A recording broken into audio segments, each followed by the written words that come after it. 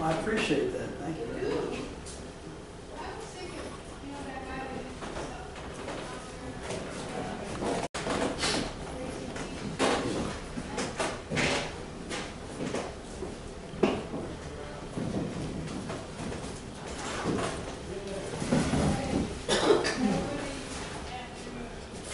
I've got some photographs here. You're welcome to take a look at them.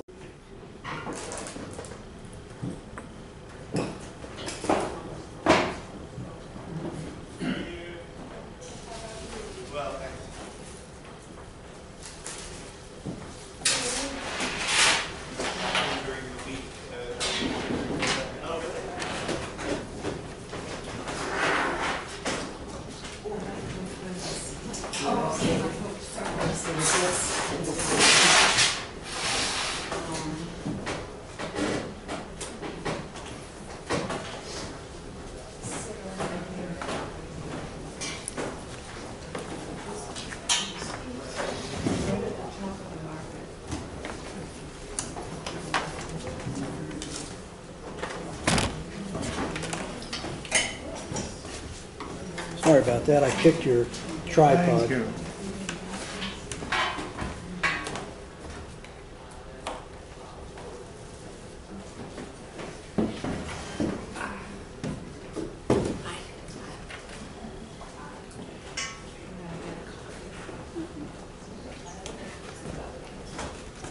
Fine. How are you? Fine, thank you.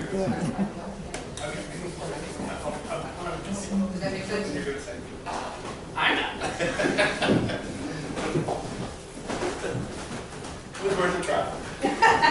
Somebody will hold it.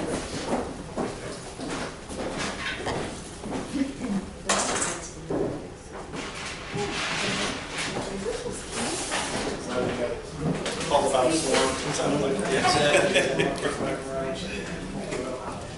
We had whatever has been looked at it like this.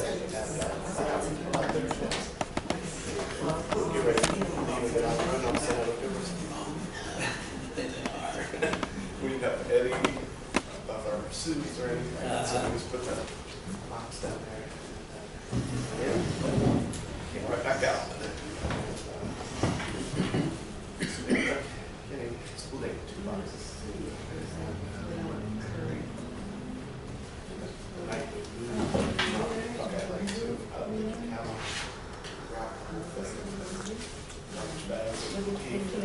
Put it in that night. I said, okay, you're one buzz, I'm out of this car, man. Last year and this year, I'm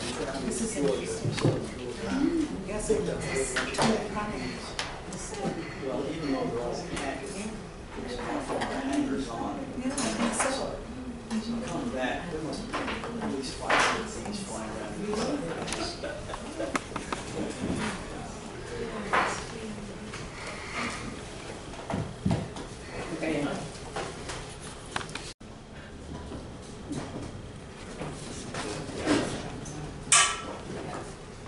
When I do presentations, I do a lot of presentations for school groups, kids.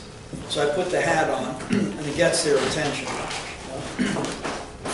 One of the things, I'll give you some background about bees. Who knows anything about bees?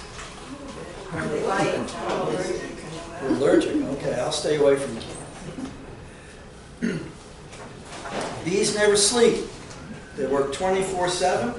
They live 35 to 45 days and then they die. Only the girls have stingers. And I gave a presentation to a group one time, young kids, and afterwards, this little girl, she must have been 5 years old, she came up to me and I'd given them a lot of the spiel, and she said, "You have a girl's bee hat on, don't you?" I said, "Yes, how do you know?" She said, "You have a stinger on it." Very perceptive. So I'm going to take it off because it messes up my hair. Okay, so bees live 35 to 45 days. The queen bee lives 3 to 5 years, and all she does is lay eggs.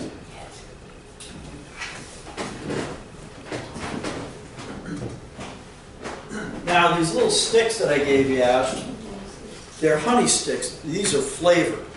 They're banana flavored. What you can do on it, you can try and bite the ends off, or you can clip it off with a scissors when you get home. I would suggest the latter.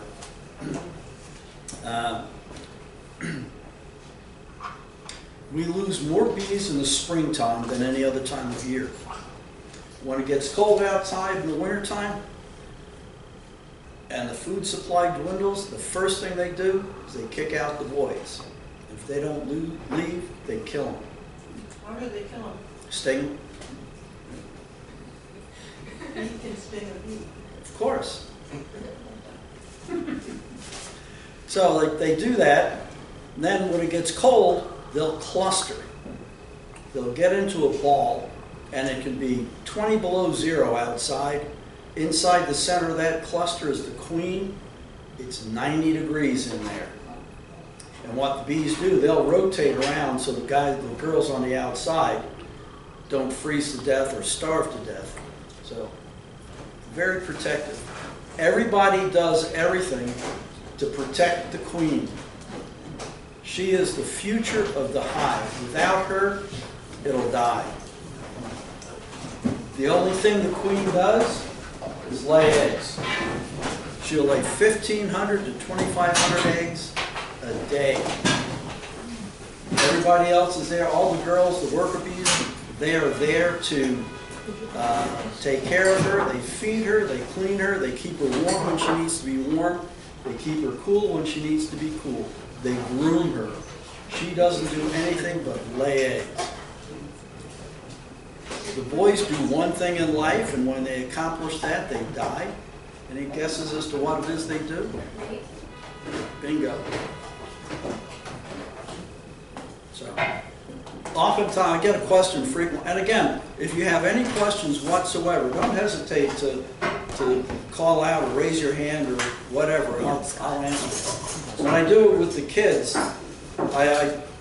oftentimes the teachers say, now hold your questions till later. And I said, no, if you have questions, ask them.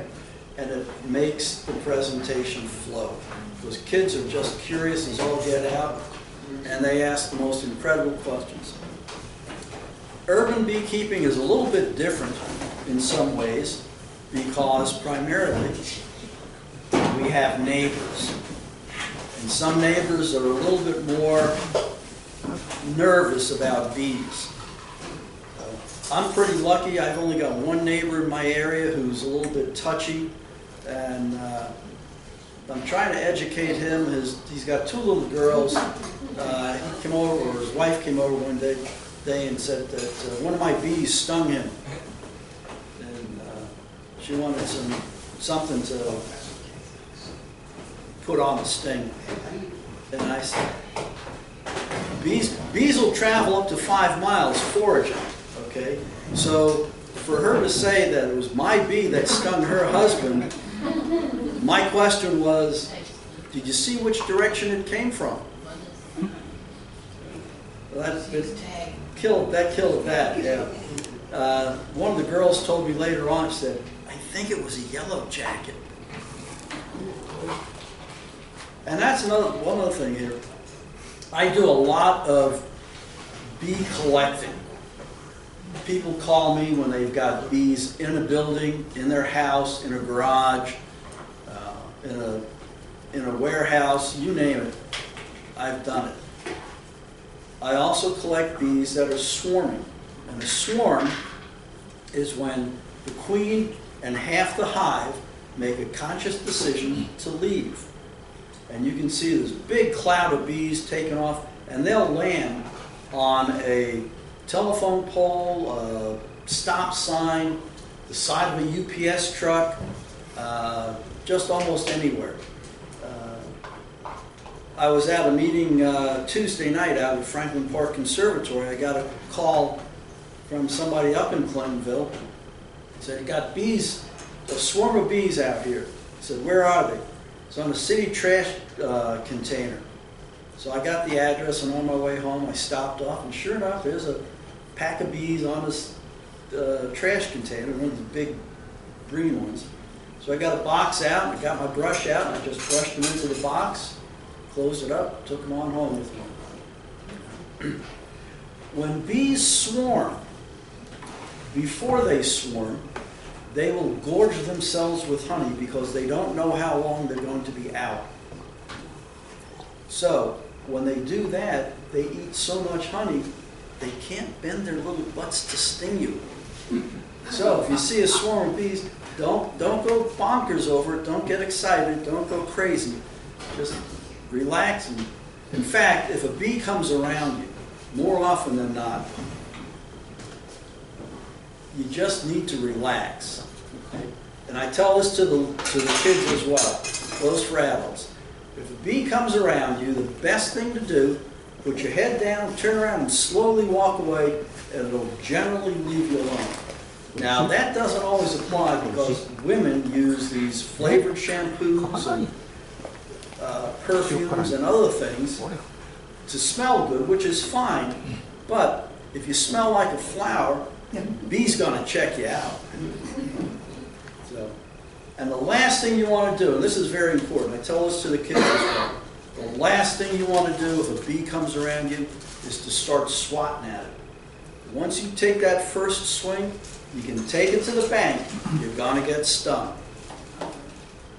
Don't swing at them. Put your head down, turn around, slowly walk away. They may follow you for 50 or 100 feet, but eventually they'll leave you alone. Unless somebody else has aggravated them beforehand, and then there's no saving. I mean, you're gonna get stung. Now, if you've got arthritis, and I know this from personal experience, when I get stung on my hands, man, I can flex those fingers for about 2 or 3 weeks. And they nailed me a couple times this morning when I was taking them out of the hive, put them into the observation hive here. So it's like getting a shot from a doctor. It hurts, but only for a little while actually. Some places you get stung in certain areas, you'll know it for a good while, but generally it'll stop. Urban beekeeping is a bit of a challenge because, first of all, we've been sold a bill of goods that we need to have these pristine green lawns, which are food deserts for pollinators. And a third of everything we eat is because of a pollinator. So without the bees, we're going to be in a world of hurt. Without the pollinators, we're going to be in a world of hurt. Honeybees make really good pollinators because they find the one plant that produces the best pollen and nectar and sugar content of all the rest of them. They'll stay with that flower until it's all done blooming. Then they'll move to the next best one and right down the line. That's why they take the bees to California to pollinate the almonds. Almonds are kind of a special case because there's nothing else growing out there but almonds. They've got gazillions of acres of almond trees and nothing else on the ground. No flowers, no grass, nothing. And just the almond trees. So there's probably, I think, 2/3 of the bees in the United States wind up going out to California to help pollinate, which is not bad. But as I said, bees will travel up to 5 miles looking for pollen and nectar, and they'll go away and they'll check the flowers out. And when they touch a flower, they leave an aroma, which I call it smelly feet, for want of a better term. It works good with the kids too, for want of a better term. And what that says is, I've been here. You don't need to check this flower again for a little while. It takes, I don't know, a couple hours to maybe a day for it to rejuvenate itself. I was saying earlier, we lose more bees in the springtime than any other time of year. what happens is they've clustered in the cold weather. We get some warm temperatures, they'll break that cluster, and they don't defecate, they don't urinate inside the hive. They'll hold it for weeks. So we get a warm day, and boom, they're out flying away. We call it a cleansing flight. Okay? So they'll go out, do their business, look for pollen and nectar. Of course, it's too early for that. They go back into the hive, and because the temperature has raised, the queen starts laying eggs. The next thing happens is we get a cold snap. A week, 10 days, 2 weeks, whatever. And the bees have spread out throughout the hive, so much so that they cannot generate enough heat to keep it warm enough to keep them alive. And what they'll do is they'll try to find food sources inside the hive, and they don't go very far. But what they'll do is they'll cannibalize the eggs and the larvae. Why don't you just recluster again? Because the queen has laid eggs, and the instinct is to take care of the young. Good question, good point on that. So, that's the basics of what happens in the springtime. As I said earlier as well, the queen will lay 1,500 to 2,500 eggs a day. That's all she does. How's that possible? She's very prolific. Well, I'm back up and I'll kind of explain a little bit of that. How is a queen selected? Well, she's not. What happens when, I said earlier about the swarming, queen is taken off and half the bees have gone.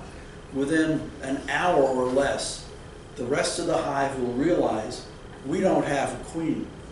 So what the bees will do, and 95% of the bees in a hive are female. They do all the work. They will take 5 or 6 eggs and larvae, and they'll start feeding it royal jelly. Royal jelly is a combination of honey, pollen and nectar, and it's fermented. Okay? And that's all the queen eats. Okay? So they'll feed these 5 or 6 eggs the royal jelly, and they'll start building a queen cell. The queen cell looks like a big peanut. That's a queen cell. What's that white thing? That's the larva. Right there. Or that. This white stuff is royal jelly. Okay? This is the larva. So, it takes 16 days from the day an egg is laid till the day the queen hatches. 16. It takes 21 days for a worker bee to hatch. And it takes 24 days for a male bee to hatch. So, I don't know why the queen only takes 16 days, but that's all it takes. The first bee that emerges from the queen cell locates all the other queen cells, and she stings them to death. There's only one queen in the hive. And it's a matter of who comes first. So, within 3 days, that queen will take off on a mating flight. And there are places they call drone congregation sites, where all the boys are hanging out waiting for a virgin queen to show up. And as soon as they locate one, they will mate in flight, and when they finish, they die. Okay. Queen does 15 to 25 of these matings. She'll fly back to the hive, and she'll never leave until she dies a natural death. They kill her because she's not laying enough eggs, or she swarms. So she goes back to the hive, and a newly mated queen doesn't quite have all the stuff together about what to do. Sometimes, instead of just laying one egg in a cell, she'll put 2 or 3 or maybe even more in the cell, which kind of confuses the beekeepers. Do I have a laying worker? What's wrong with this queen? Other than through experience, you learn she's new. She hasn't quite figured it out. But she'll lay one egg in a cell, and as soon as they emerge, the first thing, I do this to the kids, the first thing that the bee does when it emerges from the cell, it cleans its room. And I tell the kids, I'm not telling your parents about that. They get a kick out of it. At least the adults get a kick out of it. So, urban beekeeping is a challenge because people are using the insecticides, are using fertilizers, using chemicals, all kinds of negative things that can affect the pollinators.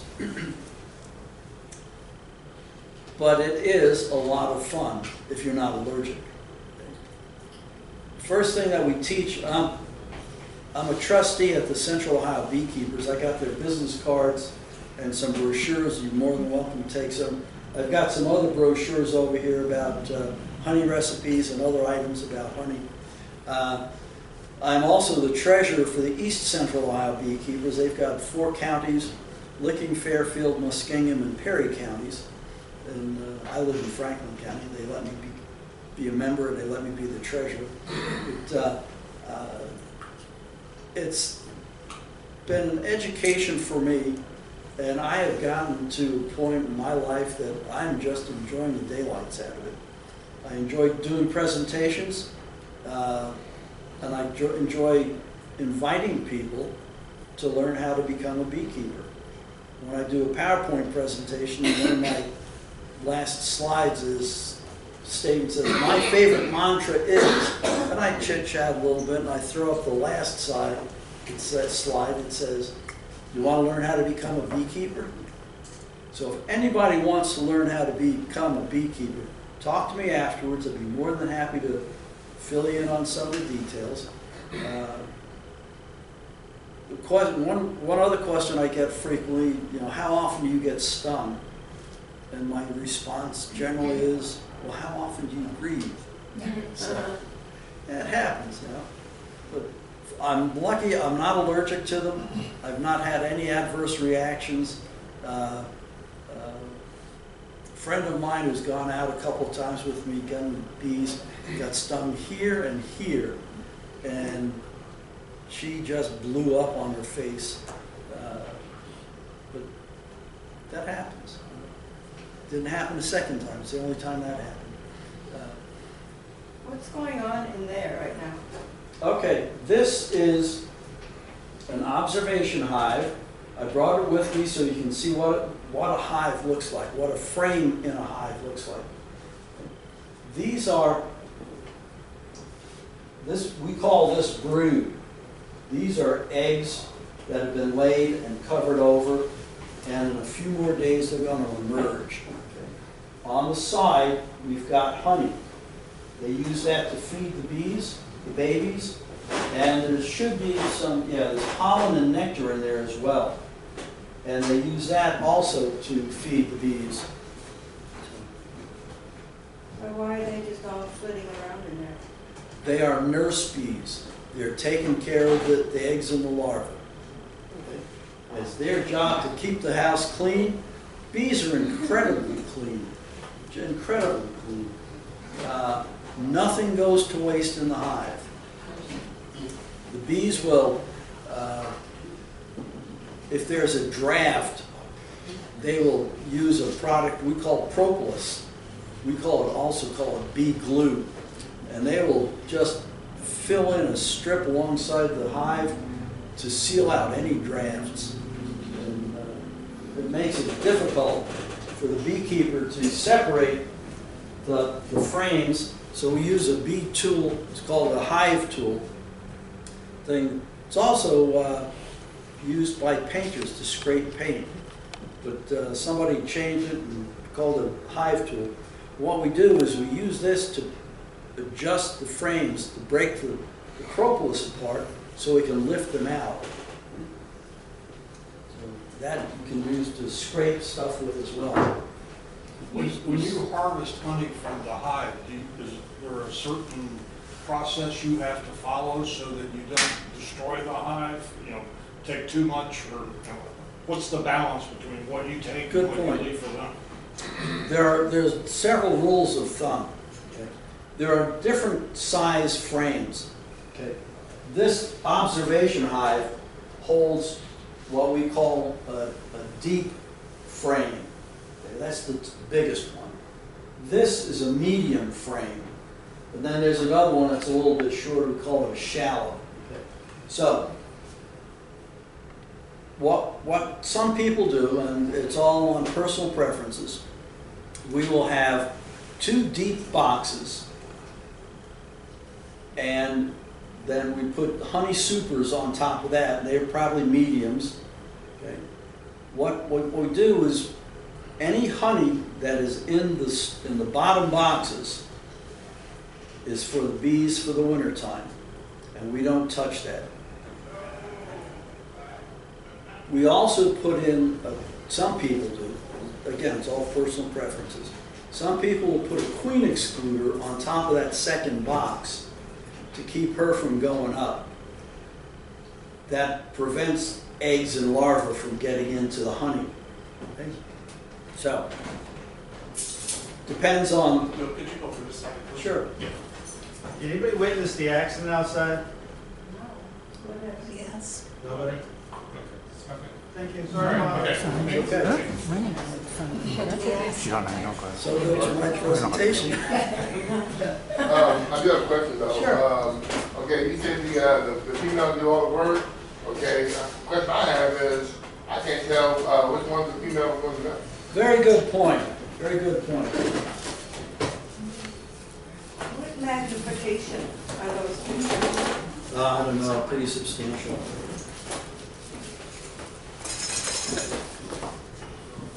I know like that, the male is darker and the female is lighter. No, that's not true. Is it not true? No. Okay. This is a drone, also a male. Okay. Male bees are called drones. The male bees are larger than the females. Okay. They also have bigger eyes so that they can see a virgin queen. But you wouldn't know that unless you had 2 side by side. Right. Bear with me. So I want to turn off my phone here. So I should have done that earlier. Apologize.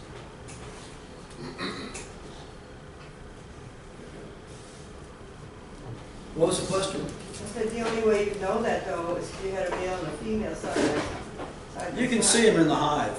Yeah. The boys are bigger than the girls. But, and in beekeeping there's always a but to everything you say. The queen's even larger than the boys. Wow. She's longer, she's a little bit wider, and all she does is lay eggs. She doesn't sting. She can sting, yes. In fact, the queen is the only bee that can sting more than once. Because when she has 5 or 6 other queen cells in the hive, when she emerges, boom, she goes and she either tears it apart and stings them or just stings them through the cell wall.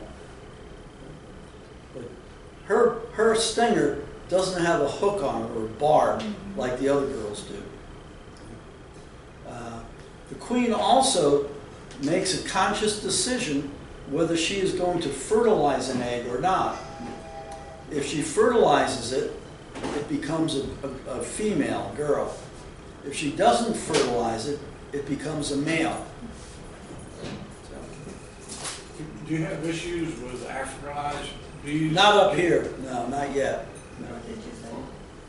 Africanized bees, yeah. Also known as killer bees. The Africanized bees, the African bees, like hot, dry climates. It's too wet up here, it's too cold up here, especially in the wintertime, for them to really survive. The African bees were imported into Brazil in 1956, as an experiment. The researcher down there, the professor, thought that the African bees would produce more honey, and he wanted to see if he could introduce them into Brazilian bees and see if that were true. Well, there are a couple of stories of what happened there. One that they escaped, another was somebody let them go, and the third one was that he took them around to different parts of the country and bred them with other bees. The Africanized bees, or the African bees, are very aggressive. They will take over a hive, they'll kill a queen and install their own queen pretty quickly, and that's what happened. Spread throughout Brazil, started moving north. There was a thing back in the 70s, they tried to build a stopgap prevention process to keep them out of the U.S. Funding got screwed up because of other things, and it never happened. So, how far north are they? Texas, Arizona, California, parts of Colorado, parts of Florida.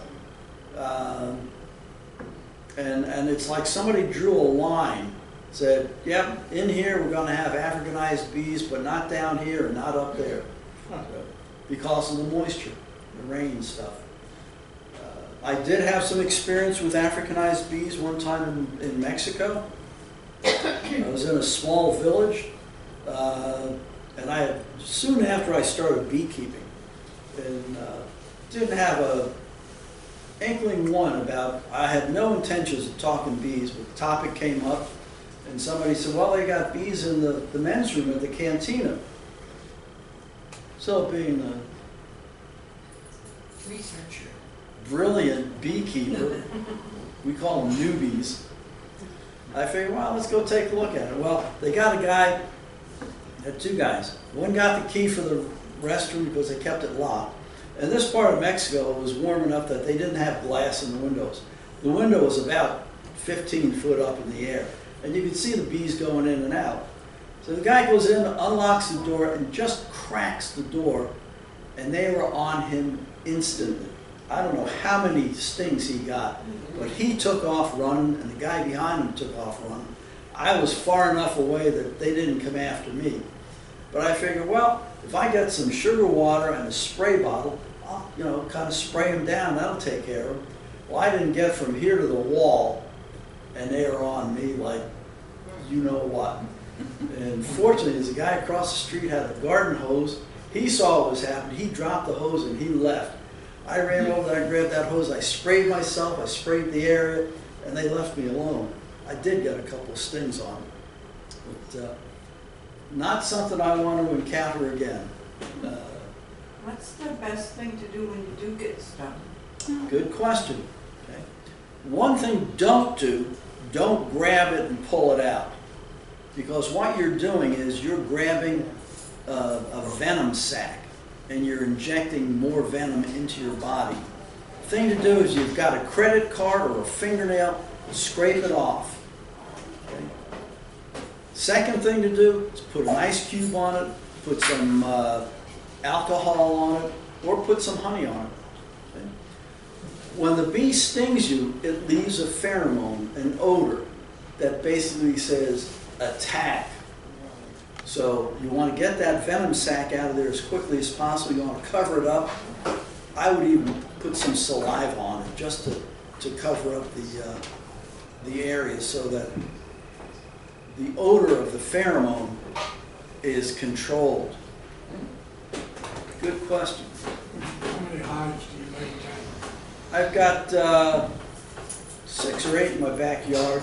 I've got 2 up on Glenmont, and I've got 1 up in Worthington at this point in time. Always looking for more. Now, do you do anything to manage the bees for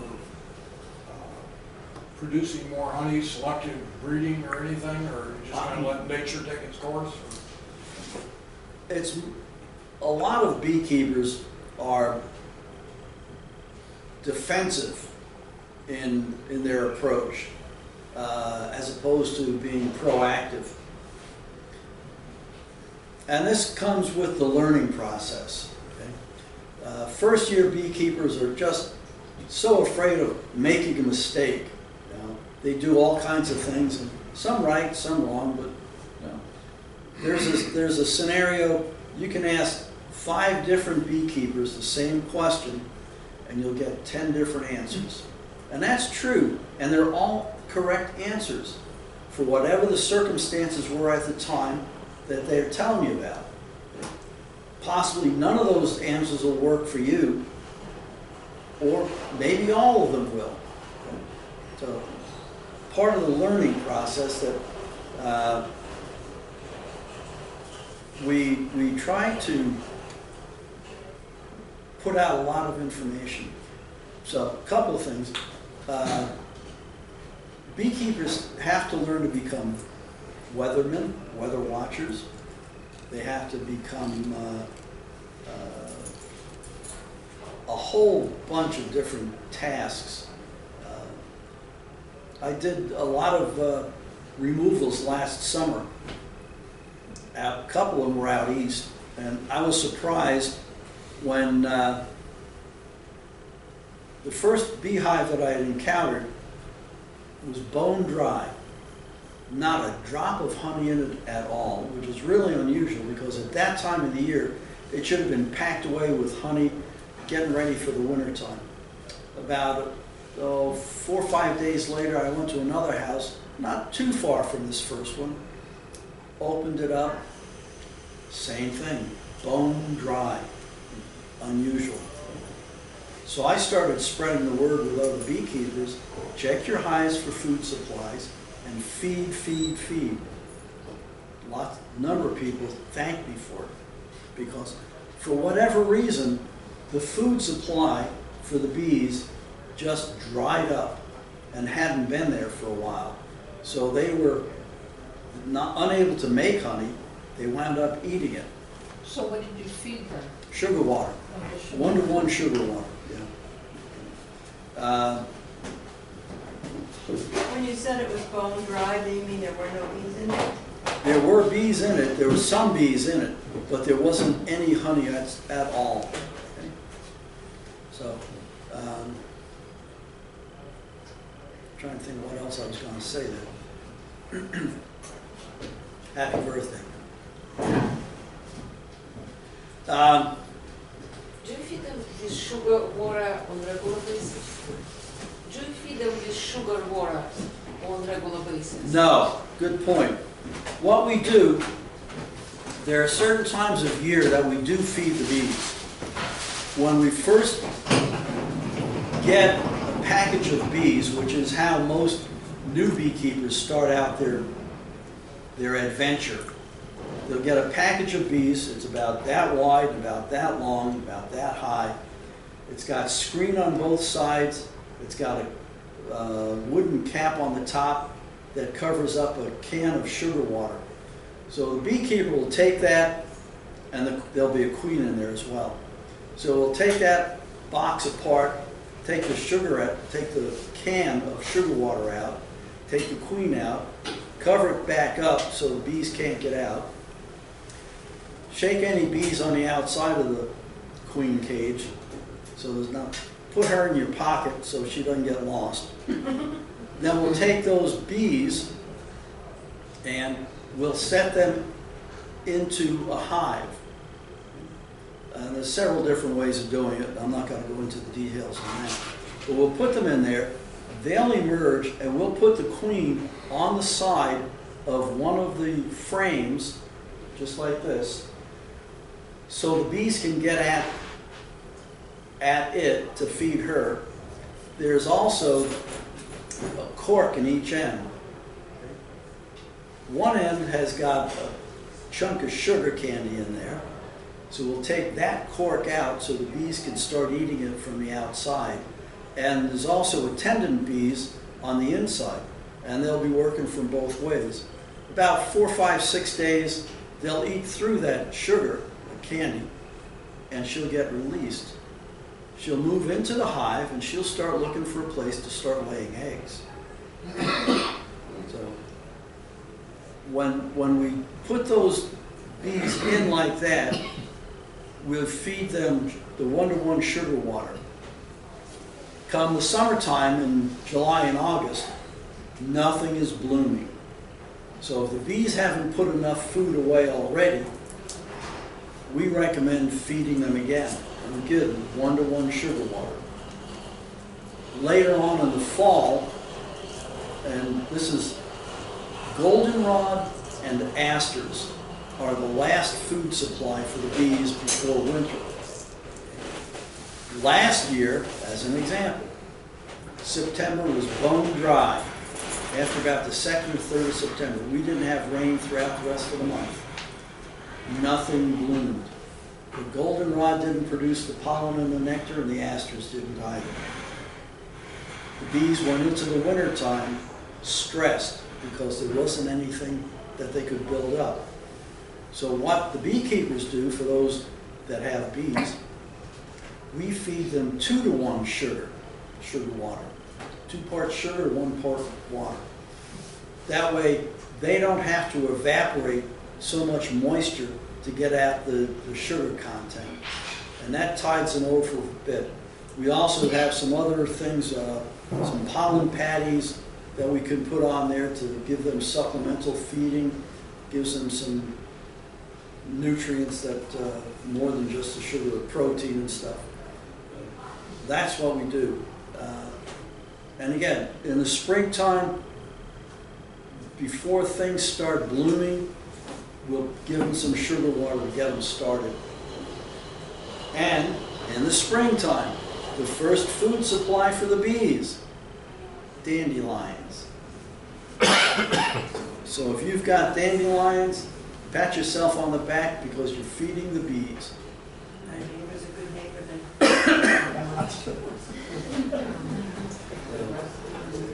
But we have been taught to have these pristine lawns without weeds, without dandelions.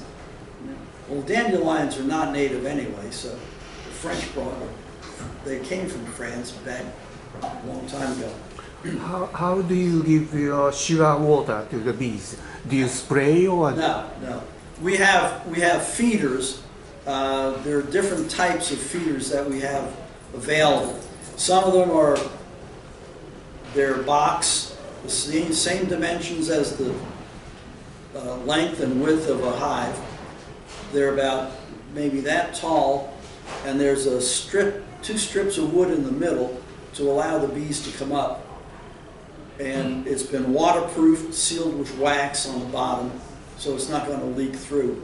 We'll just pour the sugar water in there. Bees will crawl up. We've got floats in them so that they will drown, hopefully, and they'll be able to access the sugar water. Take it back into the hive and produce some honey with it. And when we put the feeders on, we do not have what we call the honey supers because they're not producing true honey. They're producing sugar water honey. And we don't sell that.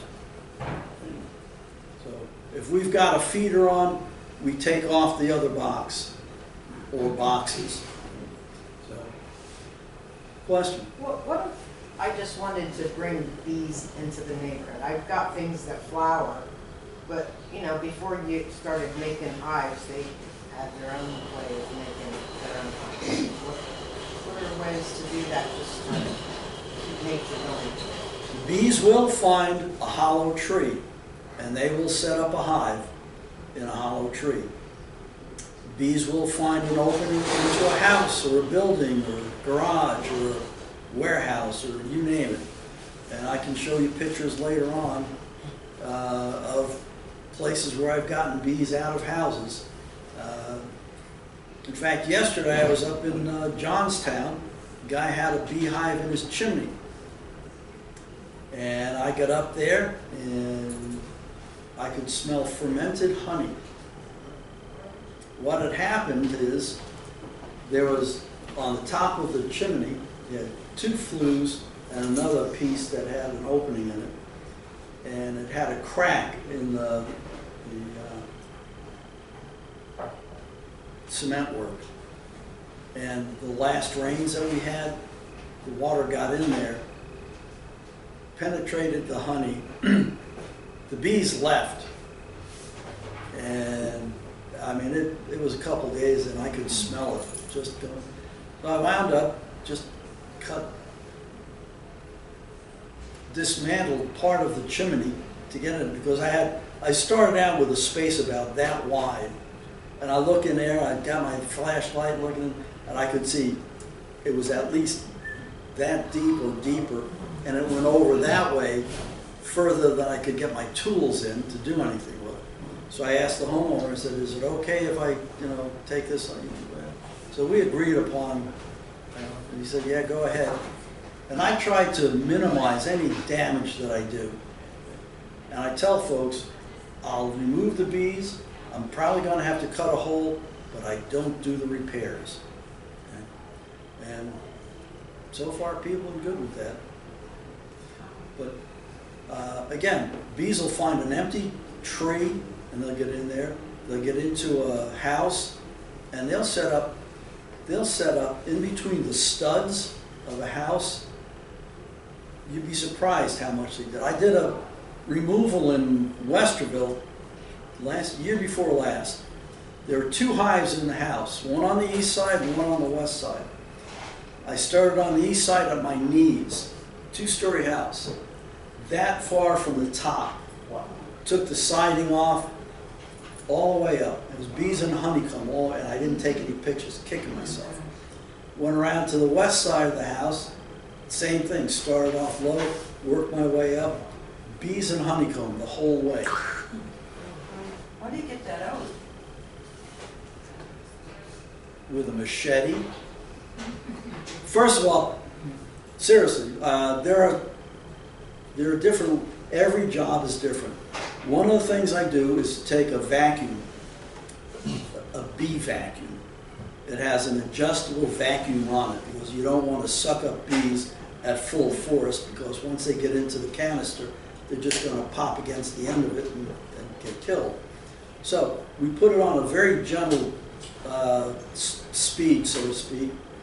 They get sucked in there, and I just keep working away at it, just collecting the bees, and then when we're done collecting as many or all of the bees as possible, we'll go in and we will cut out the honeycomb and put that into separate buckets as well.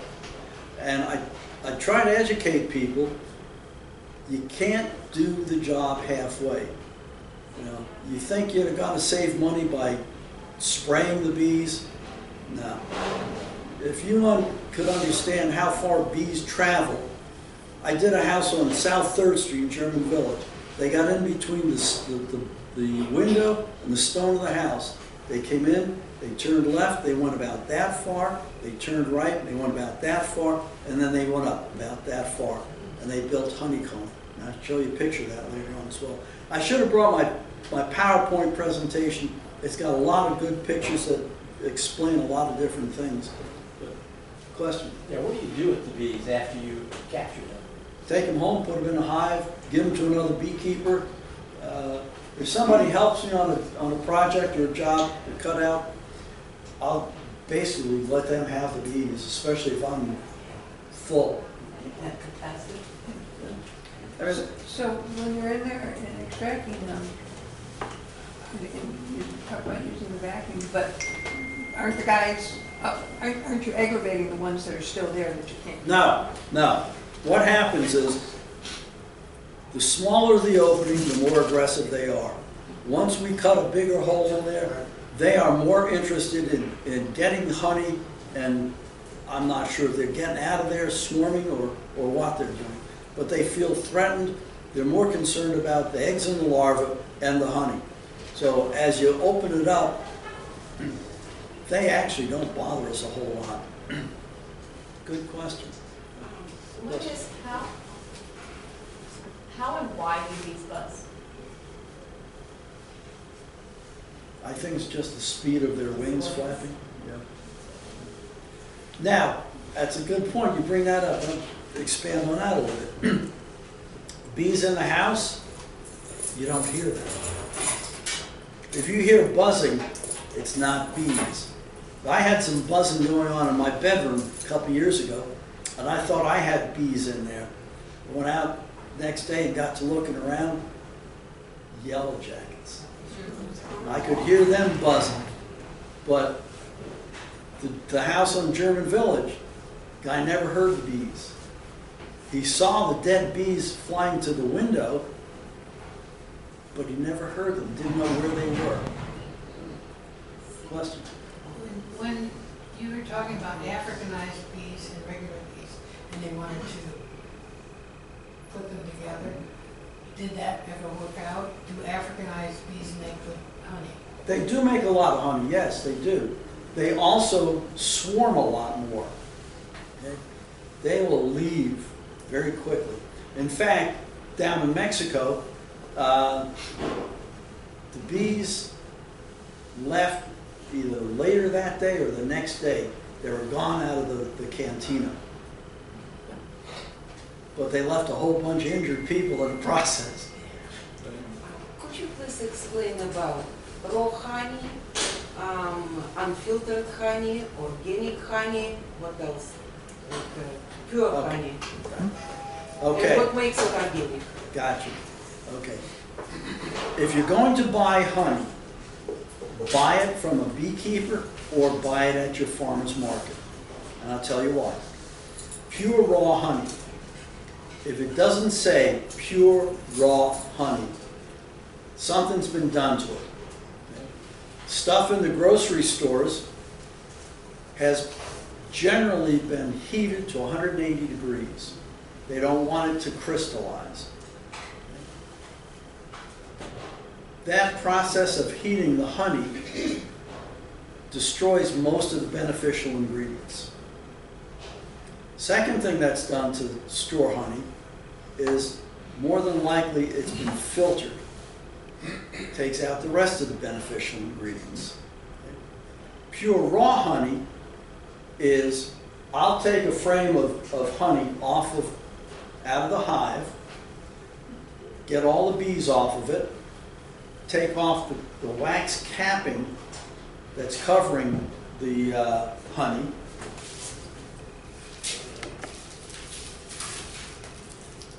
Okay.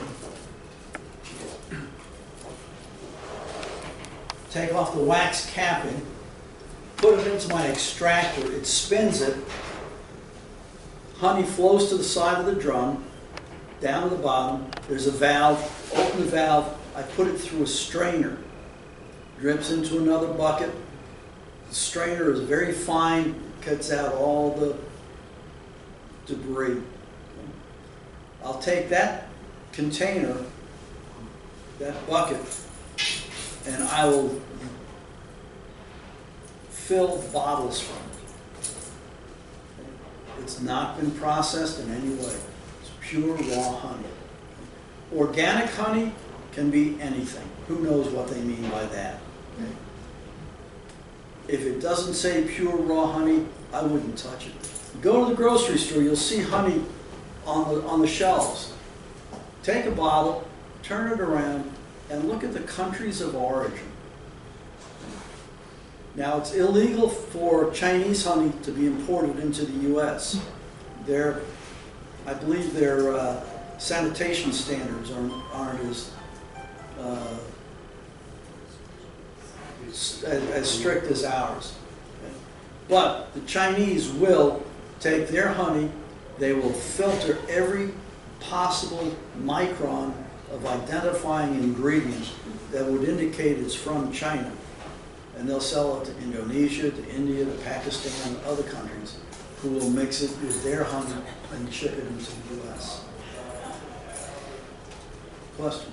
You said when it congeals, that it loses some of its... No. When they heat it and when they filter it, it loses beneficial. Raw honey will never spoil. Right?